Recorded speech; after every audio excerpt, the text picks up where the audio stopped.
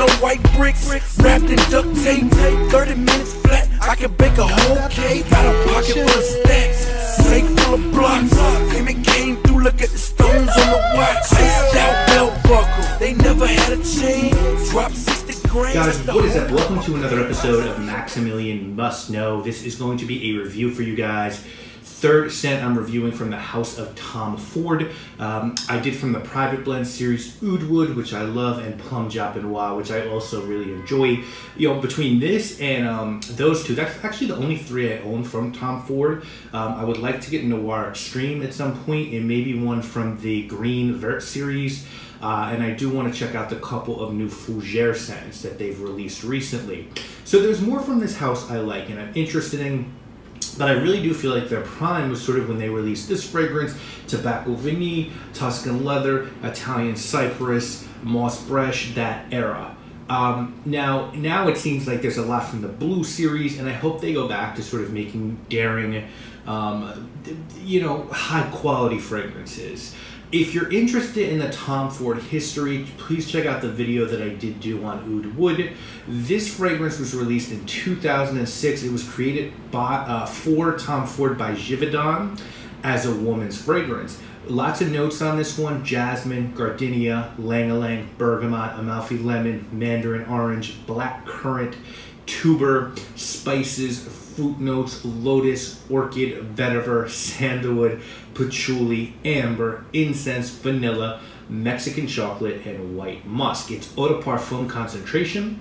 I purchased a 50 ml bottle on Amazon for, I think, $80 3 or 4 years ago. Right now, FragranceNet has 50 ml bottles for $70 and 100 ml bottles for like $85. So prices have continued to dip, and there have been a bunch of flankers released after this one, including Velvet Orchid, which is a little bit more feminine but very good. So far from what I've tried, this is my favorite. Bottle, really sleek, simple. You just have Tom Ford Black Orchid. It's sort of like railed. You have a sticker on the bottom. You have a Tom Ford like TF string there. Cap is, I believe, plastic, not too heavy, good sprayer, and there, you know, you have Tom Ford Black Orchid and the size of the bottle. So I think it looks really good, whether you're a man or a woman. This one looks good on your shelf. It just looks very sleek and elegant, and I think it's sort of a timeless presentation. Fragrance, gorgeous. This is a gorgeous scent. It's a mix of like savory truffle, really dark chocolate, bitter chocolate, but with a little bit of sweetness, orchid, very clean patchouli, and vanilla. There's more going on. You'll be able to pick up incense, some fruit, citruses, a little bit of spice, but man, I just get clobbered with this chocolate, truffle, orchid, really dry vanilla, non-hippie patchouli combination, and it's gorgeous. The combination of notes is ingenious here. This is like if you eat a Reese's, you know it's just peanut butter and chocolate, but it tastes like it's something brand new and different, and that's how I feel about how this smells. Now again, you're going to smell a million fragrances like this in 2017. There are clones of this fragrance, many flankers of this guy, but when this one stood alone, you know, this is blow-away juice as far as I'm concerned. It's a great performer as well. It's not a projection monster, but you'll get through a day or evening quite easily with this and have a nice scent bubble around you. Very cozy and inviting and sexy scent bubble. And I think, to be honest, that brings me to one of the best qualities about this fragrance. This can be very sexy on a man or a woman, and I would say equally sexy.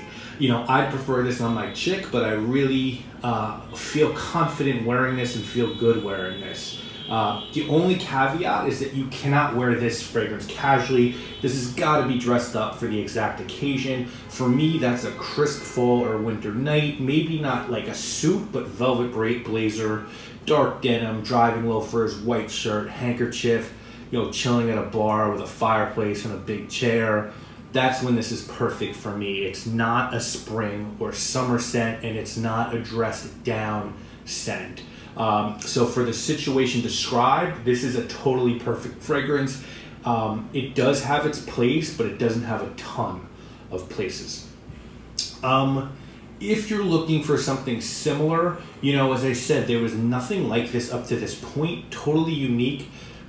Precious Oud by Van Cleef & Arpels gets compared to this a lot on Fragrantica. I have not smelled that one. I have smelled Marima by Tiziana Terenzi, and that is very similar to this, very close, as is a fragrance called Dark Orchid by Amor Oud. It to me smells like a clone of this fragrance.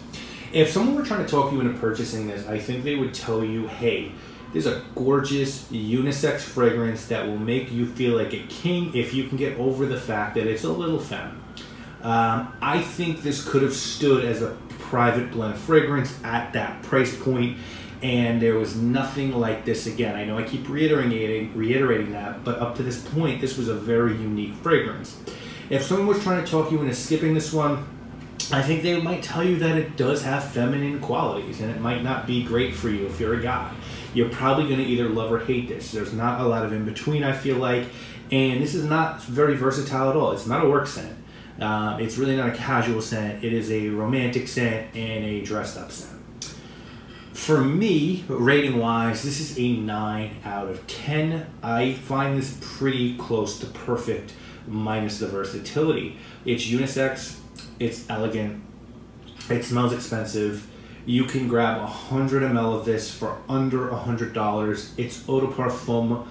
I feel like this was released when Tom Ford's brand was really clicking, and he was very probably involved in building this brand as a creative director, and not just grabbing every dollar and getting into as many, you know, retail spaces as possible. And that the brand has remained pretty limited, but it was different, you know, I would say, in 2006, and you could really see that in fashion and fragrance. You know, the brand then was working very much as a cohesive machine, and I think that shows in this. Is just brilliant as a designer release from the house.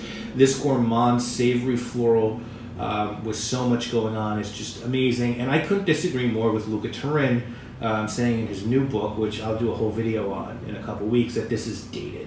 I think that's nuts. I think this smells great.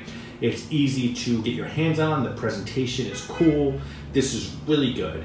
And as someone trying to learn how to become a perfumer, I really appreciate the balance and originality of this composition.